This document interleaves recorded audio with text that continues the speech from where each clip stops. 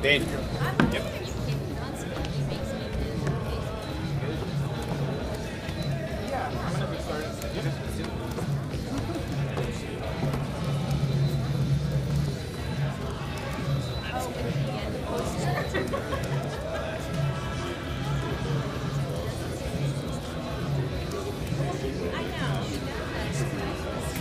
Ladies and gentlemen, our first seminar will be getting underway shortly.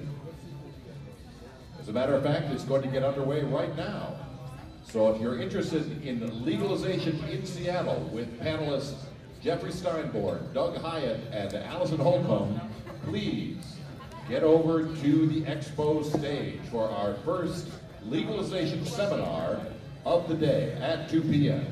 Thank you.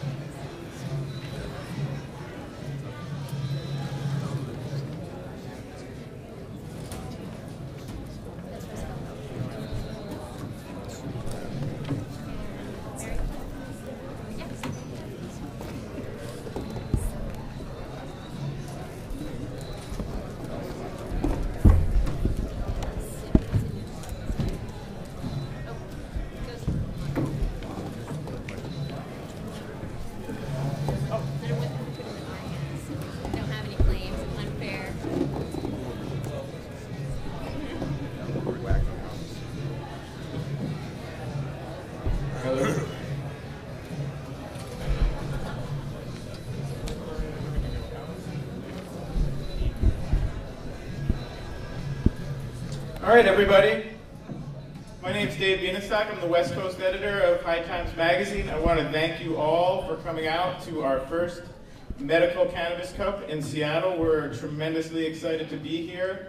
I think one of the things that this debate is, or this panel, is going to show is that we're here in part because this is one of the forefronts of the marijuana movement in America and around the world, and that has happened because of the work of the people on this stage, a lot of the people in the audience, all of you. There's tremendous progress here, and obviously we have an election coming up and a huge issue of I-502. We're going to talk about all of that. But I just wanted to start out by thanking everybody for coming to the event. Everyone at High Times, we're thrilled to be here, and we really recognize that the jobs that we love to do are because of all of you. So that comes from the whole staff, just thanking you one last time. For our legalization debate panel, sorry. It's going to be a debate, probably. Now, this isn't the legalization debate you're going to see on CNBC, where there's one guy spouting total bullshit and one person telling the truth. So I'm going to have that debate with myself really quickly. Is there anybody here who thinks that marijuana should not be legal? Okay, we almost, oh, thank you, because now I can say that marijuana has no lethal dose and is far, far safer than alcohol. It's a safe and effective medicine for an unbelievable number of conditions. Making marijuana illegal is a huge waste of resources. It's a huge loss of tax revenues. And it's none of the government's effing business anyway. So is anyone not convinced? You're convinced now. I won that debate. We can move on to a discussion of the real issues. And a kind of a spoiler alert, everyone here, correct me if I'm wrong, is in favor of marijuana legalization. About more than an ounce. We'll have a discussion of all the issues, okay? But I think that this is what I want to say is, as we get closer and closer to this dream of marijuana legalization that we have all been working for, and everyone at this table deserves your respect and I think your admiration for working so hard towards that goal. Think of us as a ship at sea for decades trying to find marijuana legalization, and as long as that ship couldn't see land, everybody on board the ship was of the same team and of the same mind. But now, as we make progress and we start to see land and our dreams get closer and closer to reality, we're going to have these discussions. Where should we land the boat? What should marijuana legalization look like, and what is possible now and moving forward? So I want everyone to realize that these disagreements are a sign of progress. And if we can have these disagreements without being disagreeable, it can be a sign of our strength and the way that we're maturing as a political movement. Okay? And I'm an outsider to Washington State.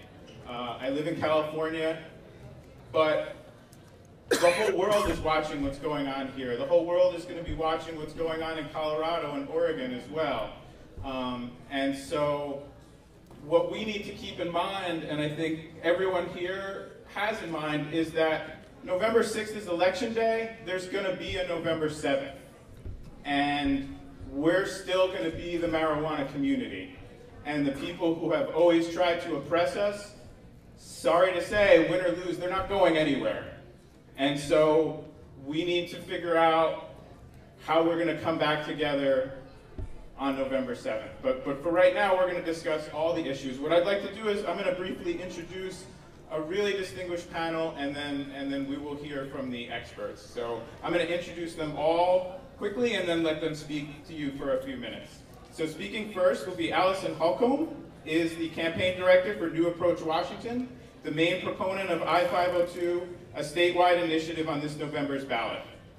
She's also the drug policy director for the ACLU of Washington, and I will let her speak more about her background. Speaking second will be, Douglas Hiatt has spent the majority of his career serving as a public defendant.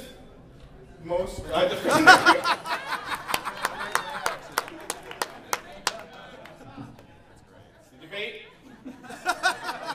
recently with I know many people hear that as an accurate description, so we are among friends and family.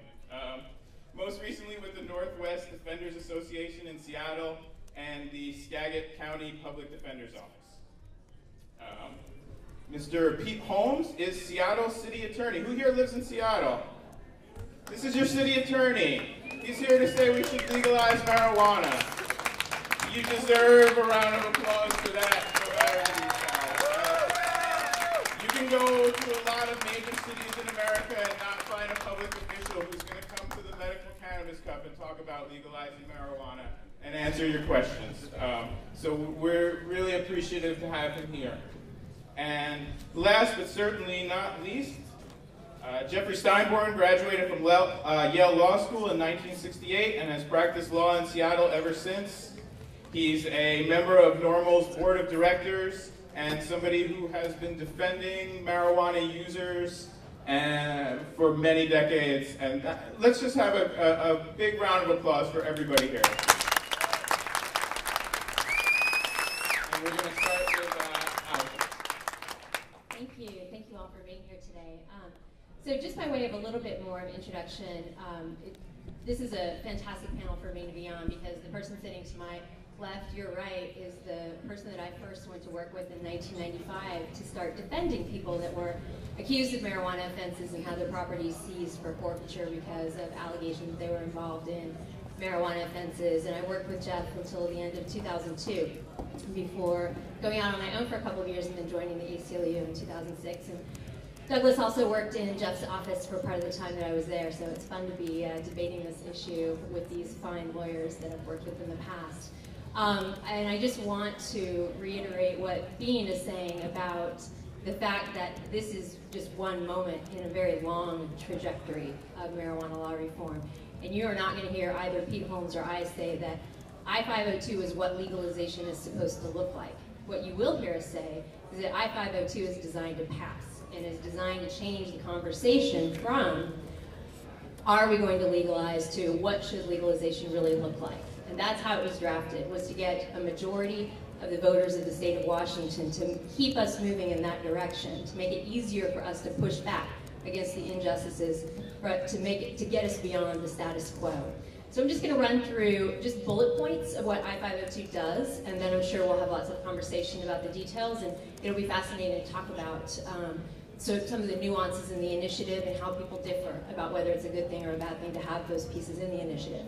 But in a nutshell, what Initiative 502 does is two major things. The first is to, on December 6th, 30 days after it passes, to make possession of 1 ounce of usable marijuana or bud, 16 ounces of marijuana-infused product in solid form, baked goods, 72 ounces of marijuana-infused liquid, and any combination of all three of those things, absolutely legal for all adults 21 and over who are in the state of Washington.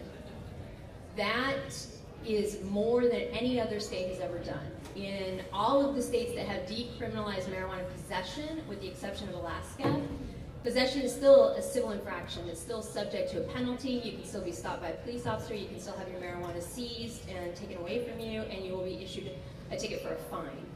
In Alaska, you can possess up to 1 ounce of marijuana in the privacy of your home as a matter of privacy under their state constitution.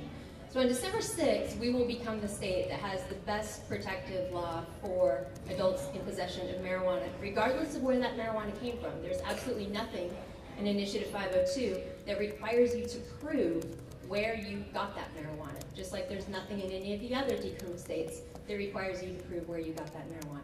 The second thing that it does is then start a 1-year rulemaking process that ends December 1st, 2013, that is open to the public, that all of us can provide testimony at, provide input on, that will come up with the rules and regulations for security, sanitation, THC concentration, labeling, cannabinoid profile information, everything that would relate to the commercial side of growing and distributing marijuana to those adults aged 21 and over.